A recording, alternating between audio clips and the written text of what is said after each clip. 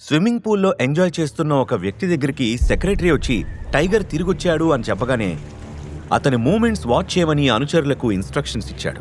మరోవైపు అభినవ్ని ప్రణవ్ అవమానించాడు అని తెలుసుకున్న డీకే కోపం కట్టలు తెంచుకుంది.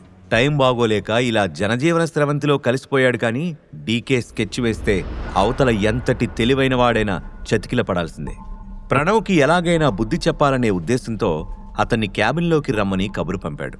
అప్పటికే ప్రణవ్ చించిపారేసిన చెక్ ముక్కల్ని టేబుల్ పైన పెట్టాడు అభినవ్.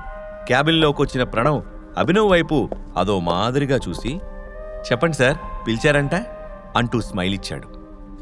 ఎవరినడిగి సార్ తెచ్చిన చెక్ని చింపావు అని సీరియస్గా అడిగాడు మేనేజర్ డీకే. అభినవ్ని తన బాస్ సార్ అని సంబోధించడంతో ప్రణవ్ బుర్ర హీట్ ఎక్కిపోయింది. మీరెందుకు సార్ ఇతనికి ఇంత రెస్పెక్ట్ ఇస్తున్నారు? వీడు ఆఫ్టర్ ఆల్ ఒక ఫుడ్ డెలివరీ బాయ్. మన బ్యాంక్కి చాలాసార్లు ఫుడ్ తీసుకొచ్చాడు. ఏదో డూప్లికేట్ చెక్ తీసుకొచ్చి మిమ్మల్ని కలవాలని ఏదో స్కెచ్ చేశాడు సార్, అందుకే చించేశాను అని గర్వంగా చెప్పాడు ప్రణవ్. బ్యాంక్ లోపల పని మానేసి బయట సెక్యూరిటీ గార్డు పనిచేయడం ఎప్పుడు మొదలుపెట్టావు? పోనీ వాణ్ణి తీసేసి ఆ ప్లేస్లో నిన్ను అపాయింట్ చేయనా అని మేనేజర్ సీరియస్గా అడగడంతో భయపడ్డాడు ప్రణవ్. ఒక డెలివరీ బాయ్ని మీరెలా కూర్చోబెట్టి మాట్లాడడం ఏం బాలేదు సార్ అని కొంచెం ధైర్యం తెచ్చుకొని చెప్పాడు. ఒక డెలివరీ బాయ్ అని నువ్వు ఎగతాళి చేసిన ఈ వ్యక్తి తీసుకొచ్చిన చెక్కు ఎవరిచ్చారో తెలుసా? అక్రమ్ సార్ ఇచ్చారు అని బాంబు పేల్చాడు మేనేజర్ డీకే. ఆ మాట వినగానే షాక్ అయిన ప్రణవ్ వాట్ అని అరిచాడు. అక్రమ్ సార్ గురించి నీకు తెలుసు కదా, ఆయన కోపం వస్తే ఏం జరుగుతుందో కూడా నీకు తెలుసు అని ప్రశ్నించాడు డీకే. ప్రణవ్ చెవుల్లో అక్రమ్ పేరు మారుమోగిపోతుంది. అతని కాళ్లలో వణుకుతో పాటు ఒళ్లంతా చెమట పట్టడం మొదలైంది.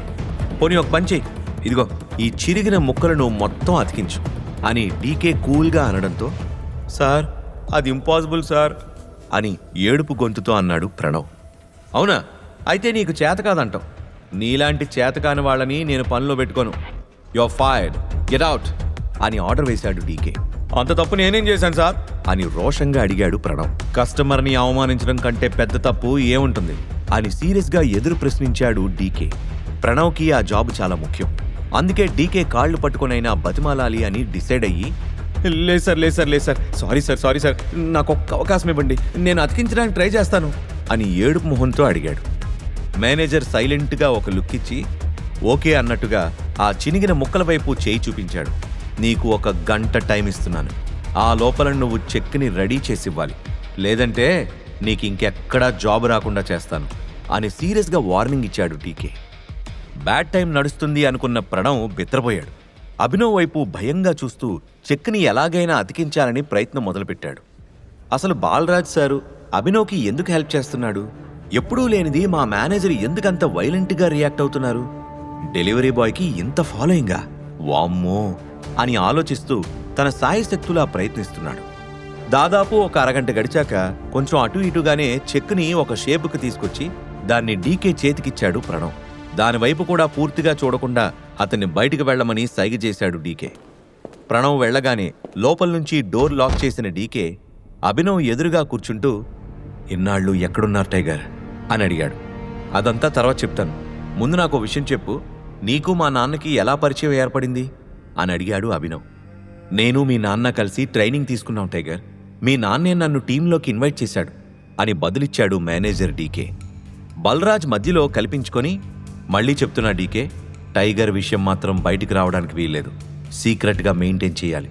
మనోజ్ తిరిగొచ్చిన తర్వాత ఈ విషయం గురించి మనం మాట్లాడుకుందాం అని హెచ్చరించాడు. నీ భయం నాకు అర్థమవుతుంది బాలరాజ్. మన గ్రూప్లోకి ఒక బ్లాక్ షీప్ ఎంటర్ అయిందని నాకు కూడా తెలుసు. మనకు సంబంధించిన ఇన్ఫర్మేషన్ మొత్తం శత్రువులకి వెళ్తోంది కాబట్టి మనం జాగ్రత్తగా ఉండాలి, అంతే కదా అని అన్నాడు.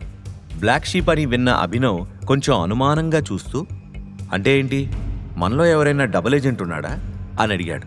ఉన్నాడు, కానీ అదెవరో కనుక్కోలేకపోతున్నాం. మనోజ్ వచ్చే వరకు ఈ విషయం తేలేలా లేదు. మేము ఈ విషయాన్ని కనుక్కునే వరకు నీ రియల్ ఐడెంటిటీ బయటికి రావటానికి వీల్లేదు. అన్నిటికన్నా ముందు మనం సంజయ్ని చంపిన హంతకుణ్ణి కూడా కనిపెట్టాలి అని చెప్పాడు బాలరాజ్. తండ్రికి ద్రోహం చేసిన రాణా కొడుకు మనోజ్ గురించి వాళ్లు పదే పదే ప్రస్తావిస్తూ ఉండడం, అతని పైన నమ్మకం పెట్టుకోవడం అభినవ్కి నచ్చలేదు. అది సరే, మన గ్రూప్లో ఇంకా ఎవరెవరున్నారు అని అడిగాడు అభినవ్. అక్రమ్, బాలరాజ్, నేను, పార్కర్, అరియానా, మనోజ్ అని చెప్పాడు డీకే. ఏంటి, అరియానానా? అంటే అమ్మాయి కూడా మన టీంలో ఉందా అని అభినవ్ ఆశ్చర్యంగా అడిగాడు. అవును, ఇంతకుముందు వాళ్ళమ్మ మనతో పాటు కలిసి పనిచేసేది. కానీ ఏడాది క్రితం జరిగిన ఒక యాక్సిడెంట్లో ఆమె చనిపోవడంతో హరియానా ఆ ప్లేస్లోకి వచ్చింది అని చెప్పాడు డీకే. హరియానా టాపిక్ని అభినవ్ ఇంట్రెస్టింగ్గా వినడం చూసిన బాలరాజ్ కొంటిగా నవ్వుతూ, అగ్గిలాంటి ఆడపిల్ల హరియానా, చూసి రమ్మంటే కాల్చొచ్చే రకం. అలాంటి అమ్మాయిని నువ్వు ఎప్పుడూ కలిసి ఉండవు. లుక్స్, ఇంటెలిజెన్స్, యాటిట్యూడు వేరే లెవెల్ అంతే అని చెప్పాడు. వెంటనే డీకే కూడా అందుకుని, అవునవును, హరియానాని తక్కువ అంచనా వేయడానికి లేదు. మేమే అనుకుంటే మా అందరికన్నా మొండిదే ఆ పిల్ల.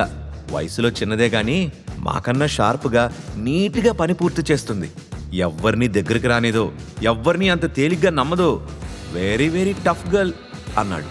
వాళ్ల మాటల్ని బట్టి చూస్తే తనే టైగర్ అని హరియానా ముందు కూడా నిరూపించుకోవాల్సి వస్తుందేమో అనుకున్నాడు అభినవ్. అంతేకాకుండా హరియానాను చూడాలన్న కోరిక కూడా అభినవ్లో బలంగా పెరిగింది. నువ్వు తొందరలోనే ఆమెను కలవచ్చు, కానీ ఆమె నిన్ను కలవాలనుకుంటుందో లేదో నాకు తెలీదు అని నవ్వుతూ అన్నాడు డీకే. ఆమెను కలవడం అభినవ్కి కష్టం కావచ్చు, కానీ టైగర్కి కష్టం కాదని మీరు తెలుసుకోవాలి అని కౌంటర్ ఇచ్చాడు అభినవ్. అంతసేపు మౌనంగా ఉంటూ పొడిపొడిగా మాట్లాడుతూ సడన్ గా బుల్లెట్ లాగా కౌంటర్ వేయడంతో, వావ్, మగాళ్ళ మాట్లాడావు టైగర్. నీ ఫైట్ ఎంత సాలిడ్గా ఉందో, నీ మాట అంత షార్ప్గా ఉంది. నిన్ను అందుకోవడం ఎవ్వరికీ సాధ్యం కాదు అని మెచ్చుకున్నాడు బాలరాజ్. ఓ, అయితే మీ ఇద్దరు ఫైట్ చేసుకున్నారా? మొత్తానికి సంజయ్ భయ్యానే కాకుండా అతని కొడుకు చేతిలో కూడా తుక్కుగా ఓడిపోయావు అనమాట. నీ బుగ్గవాపు టైగర్ ఇచ్చిన పంచ ప్రభావమేనా అని పెద్దగా నవ్వాడు డీకే. బాలరాజ్ కూడా సిగ్గుపడుతూ ముసిముసిగా నవ్వుకున్నాడు. సరే, ఇక అసలు విషయానికి వస్తే, నీకెంత డబ్బు కావాలి టైగర్? నేను నీకు డబ్బులిచ్చి అక్రమ్ ఆఫీస్ నుంచి చెక్కు మళ్ళీ తీసుకుంటాను అని చెప్పాడు డీకే. నాకిప్పుడు ₹1 కోటి క్యాష్ కావాలి. మిగిలిన 49 కోట్లు నా అకౌంట్లోకి ట్రాన్స్ఫర్ చేయండి అని అభినవ్ చెప్పడంతో డబ్బులు రెడీ చేయించడానికి వెళ్ళాడు డీకే. ఇంతలో బాలరాజ్ వైపు తిరిగిన అభినవ్, ఇంతకీ ఈ హరియానా ఎక్కడుంటుంది అని ఆసక్తిగా అడిగాడు. ప్రొఫెషనల్గా నాకు అన్ని విషయాలు తెలుసు, కానీ ఆమెకు సంబంధించిన పర్సనల్ విషయాలు తెలియదు టైగర్ అని చెప్పాడు బాలరాజ్. కానీ అభినవ్ ఆ అమ్మాయి గురించి ఆలోచిస్తున్నాడేమో అనుకుని, నాకు తెలిసినంతవరకు హరియానాకు కోపం ఎక్కువ. మాట్లాడేటప్పుడు అవతల వ్యక్తి ఇరిటేషన్ కలిగించకూడదు. ఆమెకి సరదాగా ఉంటే నచ్చదు. ఎవరన్నా జోక్స్ వేస్తే చిరాకు అని చెప్పాడు బాలరాజ్. ఆ తర్వాత తన ఫోన్లో ఏదో చెక్ చేసిన బాలరాజ్, ఇప్పుడు నీకు అర్జెంటుగా కారు కావాలి. నువ్వు నేరుగా గ్లోబ్ మోటార్స్కి వెళ్ళు. నేను మేనేజర్కి ఫోన్ చేసి చెప్తాను. నువ్వు వాడబోయే ఫస్ట్ కార్కి నేనే పే చేయాలి. అందుకే నువ్వు ఒక్క పైసా కూడా వాళ్ళకి ఇవ్వద్దు. నువ్వు పవర్లోకి వచ్చిన తర్వాత నాకు ఒక రిటర్న్ గిఫ్ట్ ఇవ్వు చాలు అని చిన్న పిల్లాళ్లాగా మాట్లాడాడు బాలరాజ్. ఓకే అని నవ్వుతూ అన్నాడు అభినవ్. ఇంతలో మేనేజర్ డీకే డబ్బు తీసుకొని రావడంతో ఆ డబ్బులు తీసుకుని అక్కడి నుంచి బయలుదేరాడు అభినవ్. బైక్ బుక్ చేసుకుని గ్లోబ్ మోటార్స్కి చేరుకున్న అభినవ్ లోపలికి వెళ్ళగానే షోరూమ్ మేనేజర్ ఎదురొచ్చాడు. అభినవ్ను చూసి, సార్ మీరు అని అడిగాడు మేనేజర్. అభినవ్ గట్టమనేని అని సమాధానం చెప్పాడు. అప్పటికే మేనేజర్కి బాలరాజు చెప్పి పెట్టడంతో, నేను మీకోసం ఎదురు చూస్తున్నాను సార్, రండి సార్ అంటూ అభినవ్ని లోపలికి తీసుకుని వెళ్ళాడు. షోరూమ్ లోపల చాలా కార్లు డిస్ప్లేలో పెట్టారు. వాటిని దాటుకుని వెనక ఉన్న ఒక గ్యారేజ్కి తీసుకెళ్లి ఒక కారు చూపించాడు మేనేజర్. అది పైకి చూడ్డానికి వింటేజ్ మోడల్ కార్ లాగా కనిపించినా లోపల మాత్రం చాలా లగ్జరీగా కనిపించింది. నేను వెళ్ళి కార్ పేపర్స్ రెడీ చేస్తాను సార్, అప్పటిదాకా మీరు కారు చూస్తూ ఉండండి అని చెప్పి అక్కడి నుండి వెళ్ళిపోయాడు మేనేజర్. అభినవ్కి ఆ కార్ని టెస్ట్ డ్రైవ్ చేద్దాం అనిపించింది. అంతలోనే హాయ్ అంటూ ఒక లేడీ వాయిస్ వినిపించింది. వెనక్కి తిరిగిన అభినవ్ ఎదురుగా కనిపించిన అమ్మాయిని చూసి షాక్ అయ్యాడు. ఆమె పేరు చాందిని, అనన్యకి బెస్ట్ ఫ్రెండ్. అక్రమ్ ఇచ్చిన పార్టీకి వెళ్లిన రోజే అక్కడ చాందిని పరిచయం అయింది. ఆమెని సడన్ గా అక్కడ కలవడం అభినవ్కి ఇబ్బందిగా అనిపించింది. అభినవ్ని చూసిన వెంటనే అప్పటిదాకా క్లిప్ పెట్టుకున్న హెయిర్ ని లూజ్ చేసుకుంటూ హీల్స్ సౌండ్ క్లియర్ గా వినపడేలా క్యాట్ వాక్ చేస్తూ అభినవ్ దగ్గరకొచ్చి, నువ్విక్కడేం చేస్తున్నావు? కొంపదీసి కారు కొంటున్నావు ఏంటి అని సరదాగా నవ్వింది చాందిని. ఆమె ఎవరో తెలియనట్టు నటిస్తూ, నేను మీకు తెలుసా, అయినా నేనేం కొంటే మీకెందుకు అని ప్రశ్నించాడు అభినవ్. కొంచెం కూడా తొణక్కుండా, ఏంటి నన్ను అప్పుడే మర్చిపోయావా? నేను Ananya close friends. I'm Chandini.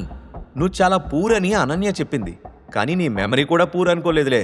అయినా నువ్వు ఈ లగ్జరీ కార్ షోరూంలో ఉండడమేంటి అని మెత్తగా మాట్లాడింది చాందిని. పూరైతే కారు కొనకూడదా? బై ది వే, నేను మా బాస్ కోసం కారు కొనడానికి వచ్చాను అని అబద్ధం చెప్పాడు అభినవ్. అబద్ధం చెప్తే అతికినట్టు ఉండాలి గురు. అని చాందిని అనుమానంగా చూసింది. నీకు అబద్ధం చెప్పాల్సిన అవసరం నాకేంటి అని బొకాయించాడు అభినవ్. నీ బిహేవియర్ చూస్తుంటే తేడాగా అనిపిస్తుంది. నేనిప్పుడే అనన్య కాల్ చేసి విషయం ఏంటో కనుక్కుంటాను అంటూ ఫోన్ తీయబోయింది చాందిని. ఆల్రెడీ అనన్య దృష్టిలో అభినవ్ బ్యాడ్ అయ్యాడు. ఆ ఒపీనియన్ మార్చుకోవాలని చూస్తున్న టైంలో లేనిపోని విషయాలు ఆమెకు తెలియడం అభినవ్కి ఇష్టం లేదు. అందుకే చాందినీని స్టాప్ చేస్తూ, ఇప్పుడు అనన్య కాల్ చేయడం ఎందుకు? తనేదో వర్క్లో ఉండుంటుంది. నీకేం కావాలో చెప్పు అని అడిగాడు అభినవ్. స్టైల్గా చేతులు కట్టుకుంటూ, నాకేం కావాలి అని అడిగావు కదా, నేను ఈ విషయం మర్చిపోవాలంటే నాకు ట్రీట్ కావాలి. నువ్విచ్చే ట్రీట్ని బట్టి ఇక్కడ జరిగింది అనన్యకి చెప్పాలా వద్దా అని ఆలోచిస్తాను. ఏమంటావు అంటూ కంటి చూపుతోనే బెదిరించింది చాందిని. అభినవ్ ఆమెకు ఏదో చెప్పేలోపే మేనేజర్ వచ్చి కారుకి సంబంధించిన డాక్యుమెంట్స్ ఇచ్చి వెళ్ళిపోయాడు. ఇదంతా చూస్తుంటే కారు నీదా నీ బాస్దా అని నాకు ఇంకా అనుమానంగానే ఉంది. ఒకవేళ ఈ కారు నీదే అనుకో, నీకెక్కడిది అని నేను ఆలోచించకుండా ఉండాలంటే నా డిమాండ్కి ఒప్పుకో, లేదంటే నీ ఇష్టం అంటూ అతనికి సమాధానం చెప్పే అవకాశం కూడా ఇవ్వకుండా టక్కున కారెక్కి కూర్చుంది. చాందినీతో వాదన అనవసరం అని భావించిన అభినవ్ కారెక్కి కూర్చున్నాడు. కారు డ్రైవ్ చేస్తున్న అభినవ్ని చాందిని సూటిగా చూస్తూ సైలెంట్గానే బాగా అబ్జర్వ్ చేస్తుంది.